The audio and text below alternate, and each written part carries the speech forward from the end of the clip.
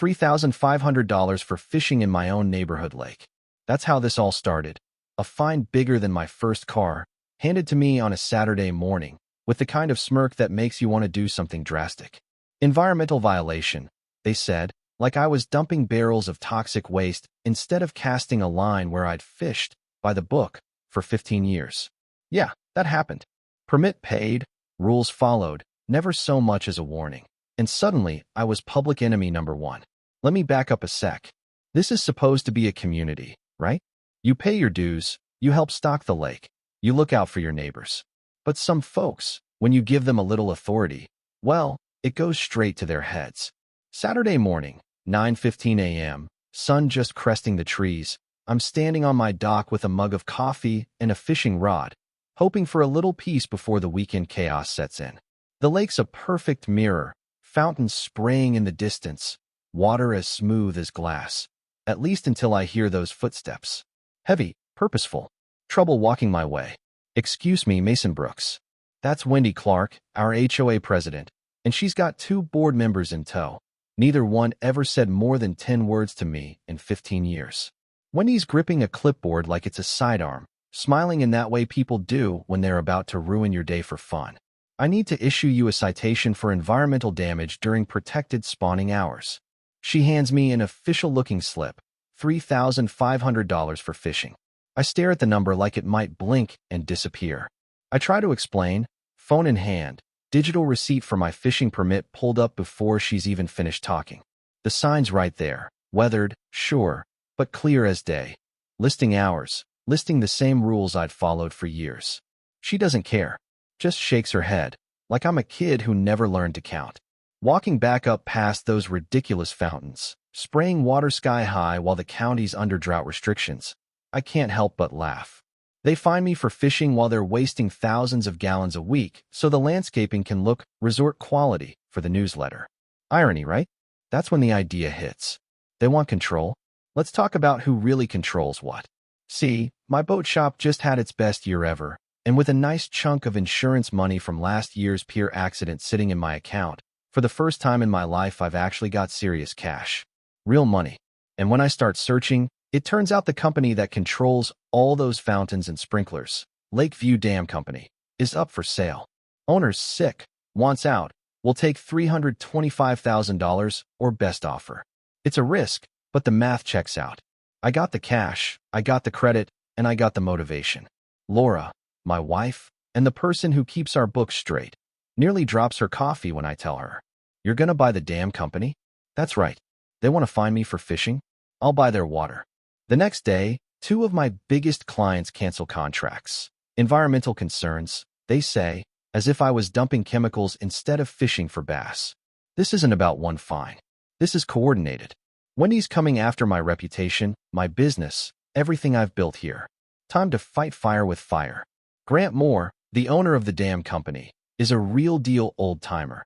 Hands like sandpaper, eyes tired but sharp. He leads me into the control room, shows me the systems, every fountain, every sprinkler, every vanity stream, all managed from this modest concrete bunker on the North Shore. Turns out Wendy's been calling Grant twice a week, harassing him for months, demanding he override drought restrictions so her garden club events look Instagram perfect. She's literally making me sick, he tells me, hand over his chest. Laura and I run the numbers, solid profits, manageable expenses, rock-solid infrastructure. Grant's desperate to get out, and the price is right. He hands me a folder thick with every nasty gram Wendy's sent, every threat, every late-night call. I just want to retire, he sighs. We ink the deal, sign the papers, and submit everything to the county for review. 60 days until it's official, assuming they approve the transfer. For the first time since that fine hit my mailbox, I feel like I'm taking back some control. But Wendy doesn't let up. At the next HOA meeting, she unveils a multimedia spectacle, slideshows of shoreline erosion, videos of so-called environmental experts, handouts and talking points all designed to paint me as a criminal eco-terrorist. The damage in her photos? From last spring's storm, not fishing. Her expert? I find the same script online, a template any HOA can buy for $99. She whips the crowd into a frenzy, and by the end of the night, the board votes to ban me from the lake entirely. Neighbors I'd helped fix docks, swap tools, host cookouts. They're suddenly nodding along, eyes wide, swallowing every word. I walk out of there feeling like I'm living in some twisted reality show. So I call Grant. Move forward with the purchase. I'm done playing defense. He warns me, don't do this for revenge. Do it for the right reasons. I say, this is about justice now, and exposing the truth. Word gets out fast about my pending purchase. Some neighbors are worried, some are thrilled. HOA calls an emergency meeting, want to know what I plan to do with their water.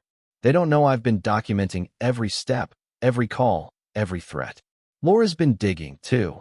Turns out Wendy's been filing complaints against Grant with the county for slow response and neglect, but the real story starts to crack open. During the county review, an inspector discovers unauthorized equipment, hidden pumps bypassing drought restrictions, feeding water directly to the clubhouse landscaping. The HOA's invoices show they paid $45,000 for a system that should have cost a third of that. Where's the rest of the money? The paper trail explodes. Fake contractors, inflated budgets, cash routed through shell companies registered to Wendy's home address. $127,000 gone. The phishing fine wasn't about me. It was about keeping everyone distracted while she looted the community. County approves the sale. Grant looks 10 years younger the day we close. Take care of her, he says, meaning the dam, but maybe also the community. I take over, file all the paperwork, and schedule a routine maintenance inspection. This requires, per county rules, shutting down every decorative water feature, fountains, sprinklers, streams, for a few days. Wednesday morning, I stand in the control room, hand on the master switch, crowd gathering outside, HOA board looking anxious. Good morning, I say. I'm now the owner and operator of Lakeview Dam Company. Today, I'll show you what real environmental compliance looks like. I flip the switches. The fountains fall silent. Sprinklers stop mid-cycle. The HOA board loses their minds. When he tries to rally the crowd, he's holding the whole community hostage. But the county inspector steps in. Mr. Brooks is following protocol. The shutdown is legal. The HOA doesn't control this utility. Laura shows up with a binder of evidence. Side-by-side photos of Wendy's fake environmental crisis versus the actual storm damage. Printouts of the expert's stock script.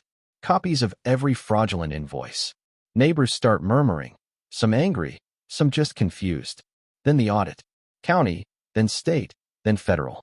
Turns out Wendy wasn't just skimming from our community. She'd pulled the same scam in 3 others. The FBI shows up, 3 black SUVs in the dam parking lot. Suddenly, this is national news. They ask for every document, every recording, every email. I hand over everything. Wendy's arrested at the next HOA meeting, charged with embezzlement, fraud, breach of fiduciary duty. The crowd, people who'd called me criminal weeks before, now can't look me in the eye. The newspaper headline? Homeowner buys dam company, exposes multi-community HOA embezzlement ring.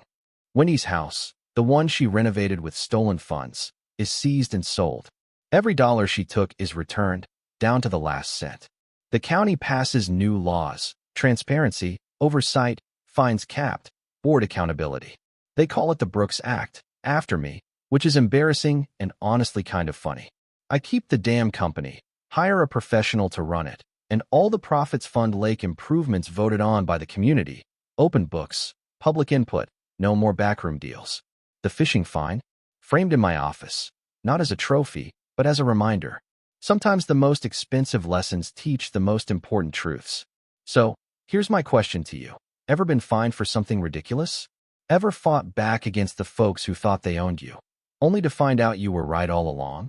Drop your wildest HOA story in the comments. Tell me about justice, about power, about the price of peace in your own backyard. And if you made it this far, maybe hit like or share this with someone who needs a reminder. Sometimes, the best way to deal with a bully is to buy the ground they're standing on and show them what real accountability looks like.